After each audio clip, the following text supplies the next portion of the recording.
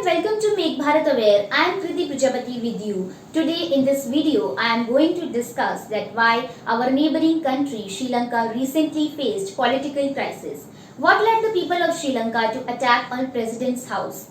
Sri Lanka's political crisis has deep connection with its economic crisis. Yes, Sri Lanka has gone bankrupt in the past few months. It had no foreign exchange left in its economy. More than 500,000 people in Sri Lanka have fallen into poverty in the past few months. Now let us analyze the reasons that why Sri Lanka faced such economic crisis through statistical data.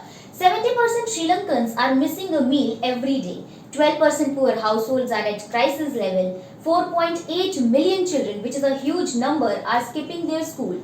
3 million people need humanitarian aid and 4 lakh Sri Lankans have lost their jobs, which means Sri Lanka is going through massive unemployment. Now let's look on the Sri Lankan currency. Sri Lankan currency has also declined dramatically. As in the graph we can see that in January 2022, 1 US dollar was equals to 200 Sri Lankan rupee, and in the same year in April 2022, 1 US dollar was equals to 310 Sri Lankan rupee, and now it is even more than that. So what happened in Sri Lanka was the result of years of mismanagement by its government. Sri Lanka imported more goods and services than it exported. Sri Lanka spent more than it earned. There was a trade deficit in the economy, which is also known as budget deficit, and instead of trying to reduce the deficit, the country expanded its debt. Sri Lankan government has used much of its resources, money and credit in just political rallies and campaigns rather than utilizing and investing it in an effective way. Sri Lankan government has used more of its credit in providing freebies to the people,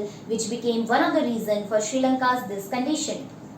In April 2021, Sri Lankan government did another blunder in which it banned all chemical fertilizers, as it said that it will promote organic farming. But as per the critics, Sri Lankan government banned the import of chemical fertilizers just to save the foreign reserves in the economy, and as a result, after a few months, Sri Lanka's much of the agricultural output was destroyed. Sri Lanka's tourism sector has 13% of share in its GDP, and due to the COVID-19 pandemic, Sri Lanka's revenue from tourism sector was completely destroyed. In the past years, Sri Lanka has not tried to become self-reliant as it imported everything from paper to pen from other nations. This economic crisis compelled the people of Sri Lanka to remove their president Gotabaya Rajapakse and raise questions from the government, because most of the important power and positions of government in Sri Lanka lie only in the hands of one family. I hope my explanation on political crisis of Sri Lanka is very much clear and understandable to you. Thank you very much.